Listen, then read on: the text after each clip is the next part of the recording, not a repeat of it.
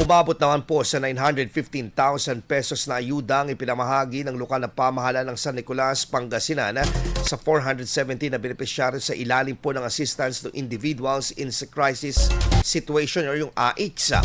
Isinagawa ang pamamahagi sa pangunguna po ng pamahalang lokal na bahagi o bilang bahagi ng patuloy na social assistance program para sa mga residenteng nangangailangan.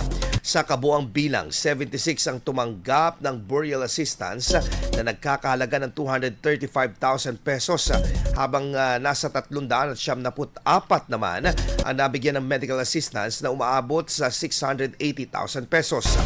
Ayon sa tanggapan, layunin ng programa na mabigyan ng agarang tulong pinansyal ang mga residenteng nahaharap sa iba't ibang uri ng krisis.